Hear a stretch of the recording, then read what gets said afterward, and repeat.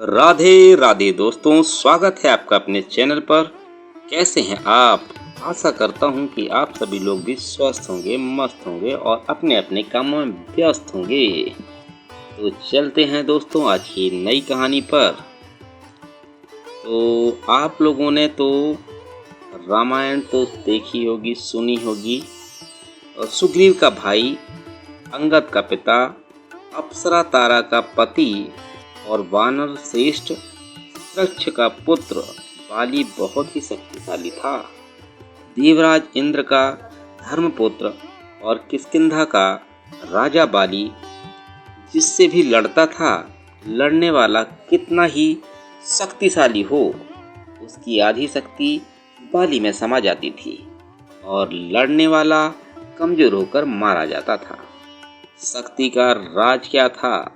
रामायण के अनुसार बाली को उसके धर्मपिता इंद्र से एक स्वर्ण हार प्राप्त हुआ था। इसी हार की शक्ति के कारण बाली लगभग अजेय था। उसने कई युद्ध लड़े और सभी में वह जीता।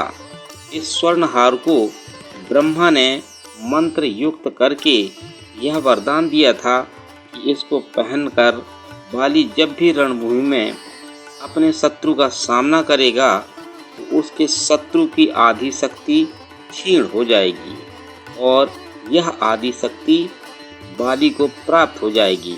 यही बाली की शक्ति का राज था।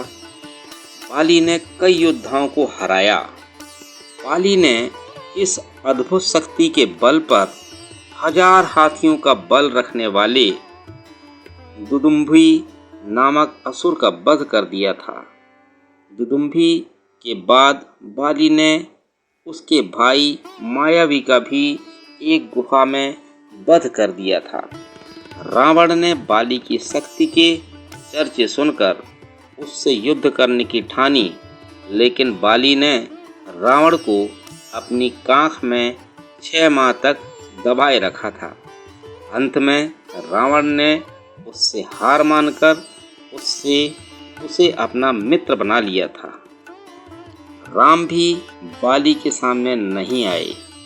एक भ्रम के कारण बाली के मन में सुग्रीव के प्रति नफरत हो गई थी। इसी के चलते बाली ने भाई सुग्रीव की पत्नी को हड़प कर उसको बलपूर्वक अपने राज्य से बाहर निकाल दिया था। हनुमान जी ने सुग्रीव को प्रभु श्री राम से मिलाया।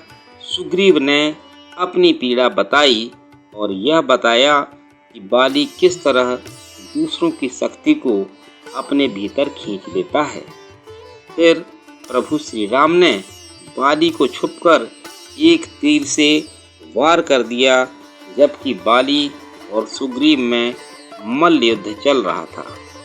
क्योंकि प्रभु श्री राम ने कोई अपराध नहीं किया था, लेकिन फिर भी बाली के मन में यह दंश था कि उन्होंने मुझे छुप कर मारा। तब प्रभु श्री राम ने उसे वचन दिया कि तेरी यह पीड़ा दूर की जाएगी। जब प्रभु श्री राम ने कृष्ण अवतार लिया, तब इसी बाली ने जरा नामक पहेलिया के रूप में नया जन्म लेकर प्रभाव क्षेत्र में विषयुक्त तीर से श्री कृष्ण को हिरण समझकर तब मारा, जब वे एक पेड़ के नीचे योग निद्रा में विश्राम कर रहे थे। इस तरह बाली का दंश का बदला पूरा हुआ। बाली का हनुमान जी से हुआ जब सामना। हनुमान और महाबली बाली के सामने ही हमें एक कथा मिलती है। बाली को इस बात का घमंड था कि उसे विश्व में कोई हरा नहीं सकता या कोई भी उसका सामना नहीं कर सकता। एक दिन की बात है, राम भक्त हनुमान वन में तपस्या कर रहे थे।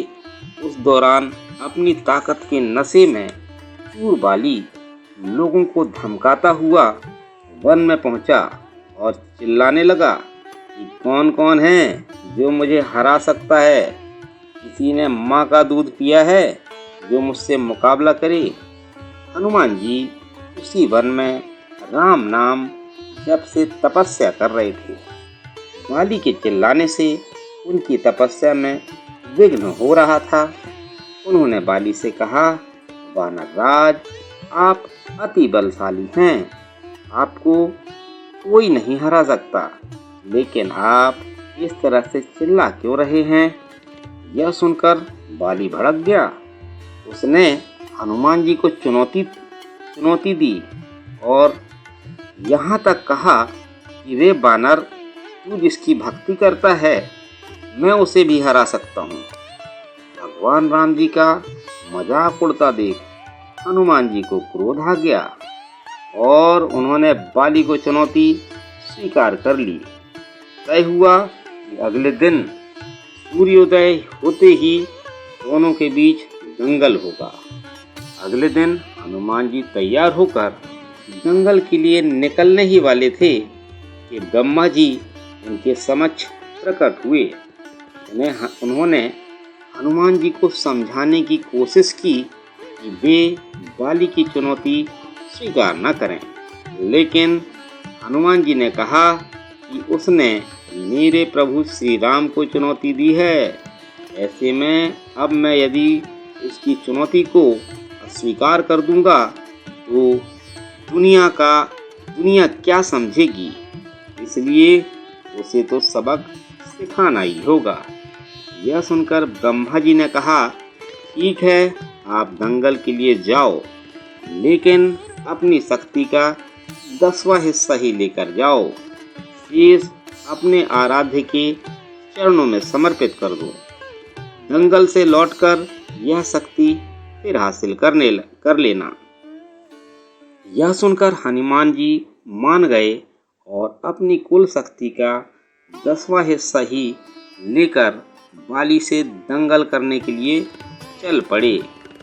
दंगल के मैदान में हनुमान जी ने जैसे ही बाली के सामने अपना कदम रखा, ब्रह्मा जी के वरदान के अनुसार हनुमान जी की शक्ति का आधा हिस्सा बाली के शरीर में समाने लगा।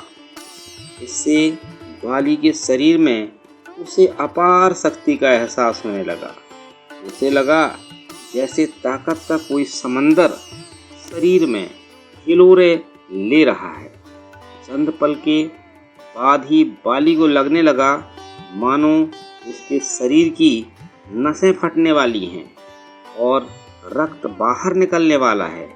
तभी अचानक ही ब्रह्मा जी प्रकट हुए और उन्होंने बाली से कहा कि खुद को जिंदा रखना चाहते हो तो तुरंत ही हनुमान जी से कोसों दूर भाग जाओ, अन्यथा तुम्हारा शरीर फट जाएगा। बाली को कुछ समझ में नहीं आया, लेकिन वह ब्रह्मा जी को यूं प्रकट देखकर समझ गया कि कुछ गड़बड़ है और वह वहां से तुरंत ही भाग खड़ा हुआ। बहुत दूर जाने के बाद उसे राहत मिली, शरीर में हल्कापन लगने लगा। तब उसने देखा कि ब्रह्मा जी उसके समक्ष खड़े हैं। तब ब्रह्मा जी ने कहा कि तुम खुद को दुनिया में सबसे शक्तिशाली समझते हो, लेकिन तुम्हारा शरीर हनुमान की शक्ति का छोटा सा हिस्सा भी नहीं संभाल पा रहा है।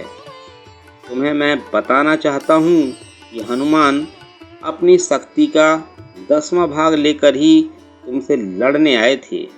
सोचो, यदि संपूर्ण भाग लेकर आते तो क्या होता। बाली यह जानकर समझ गया कि मैंने बहुत बड़ी भूल की थी। बाद में बाली ने हनुमान जी को दंडवत प्रणाम किया और बोला, अथाह बल होते हुए भी हनुमान जी शांत रहते हैं और राम भजन गाते रहते हैं। मैं हूँ